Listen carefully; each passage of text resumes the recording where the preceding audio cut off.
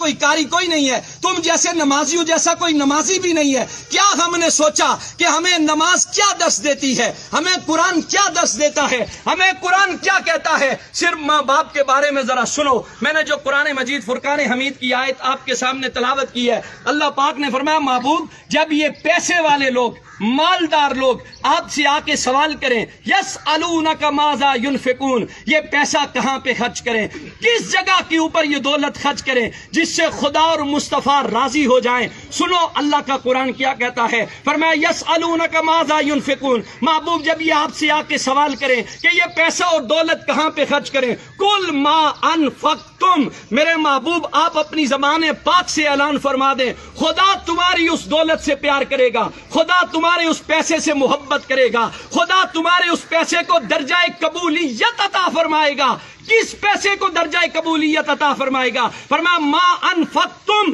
من خیر فللوالدین، جو پیسہ تم اپنے بوڑھے باپ اور بوڑھی ماں کے اوپر خرچ کرو گے، اور تمہیں گارنٹی مل رہی ہے کہ جس بندے نے اپنے ماں باپ کے اوپر پیسہ خرچ کیا، جس نے ان کی خدمت کی، جس نے ان کا احترام کیا، جس نے ان سے دعائیں لی ہیں، اس بندے کے ساتھ خدا بھی راضی ہے، خدا کے محبوب بھی راضی ہیں۔ یہ بات یاد رکھو، یہاں سے 7 لاکھ روپے خرچ کر کے بندہ حج پڑھنے جاتا ہے، نہ اس کے پاس مکے کے مفتیوں کا فتویٰ ہے، نہ پاکستان کے مفتیوں کا فتویٰ ہے کہ تو نے 7 لاکھ روپے خرچ کیے، تو نے کعبہ شریف کی زیارت بھی کی ہے، تو نے وہاں صفا اور مروہ کی سعی بھی کی ہے، تو مکے اور مدینے کی گلیوں میں گھوما بھی ہے، اس کے پاس سند نہیں ہے کہ تیرا حج قبول ہو گیا ہے، تیری عبادت قبول ہو گئی ہے، تیرا جھکنا قبول ہو گیا ہے۔ خدا کی رحمت کی امید تو ہے لیکن قبولیت کی گارنٹی کوئی نہیں دے سکتا۔ لیکن سنو، جنہوں نے ماں باپ کی خدمت کی ہے، ان کے ساتھ محبت کا رشتہ قائم رکھا ہے، میرے آقا کی حدیث پاک کہتی ہے، فرمایا صبح سویرے اٹھو، مسکراتے چہرے کے ساتھ اپنے باپ کے سامنے جا کے کھڑے ہو جاؤ، اپنی ماں کے سامنے جا کے کھڑے ہو جاؤ، ہنستے مسکراتے چہرے کے ساتھ۔ ان کی خدمت تو بات کا درجہ ہے، ان کو پیسے دینا تو بات کا درجہ ہے، صرف اپنے ماں باپ کی مسکراتے چہرے کے ساتھ ان کی زیارت کر لو۔ حضور علیہ الصلوۃ والسلام نے فرمایا گارنٹی ہے اسے کہ میرا رب اسے مقبول حج کا ثواب عطا فرمائے گا۔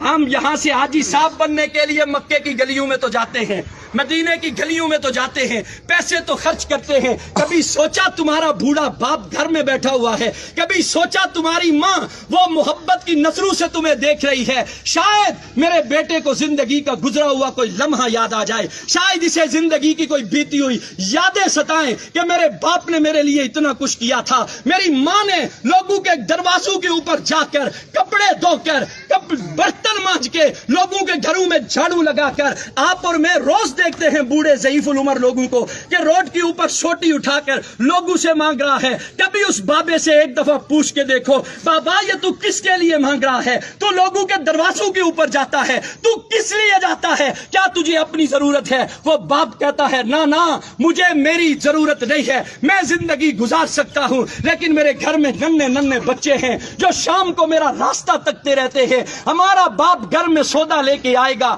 ہمارے لیے اناج لے کے آئے گا، وہ سارا دن دھوپ کے اندر رہ کر محنت کر کے تمہارے لیے لا کے وہ خرید کر کے لاتا ہے۔ کبھی تمہارے دل کے اندر حیا پیدا نہیں ہوئی؟ آج تمہارا باپ تمہارے سامنے کھڑا ہے اور ہماری یہ نوجوان نسل اپنے باپ سے کہتی ہے او جی تساں ڈن بھائی ہوئی جی انہاں دا دماغ یا کملا کرنا سڑکیں چنی تے سڑے جوان اپنے پیو نے بارے چ گلاں نے پاپا تس ناراض نہ ہویا، سڑے ابے اور نے دماغ یا کملا کرنا، محلے والے گچھیا نے سڑے اما نے دماغ یا کملا کرنا۔ میں حیران ہوتا ہوں ایسی اولاد پر۔ یاد رکھ لو جو قرآن اور حدیث ہمیں پیغام دیتا ہے، خدا کی عزت کی قسم کھا کے کہتا ہوں خدا دولت سے پیار نہیں کرتا، جو دولت ماں باپ پہ خرچ نہ کرو۔ وہ تمہارے سجدے، تمہاری عبادات، تمہاری ریاضات، تمہارا قرآن کی تلاوت کرنا، اگر تمہارے بوڑھے ماں باپ تم سے ناراض ہیں تو یہ بات دل سے نکال دو، خدا تمہارے سجدوں کو قبول کرے گا، خدا تمہاری عبادت کو قبول کرے گا۔ ماں کا تو کیا کہنا میرے بھائی،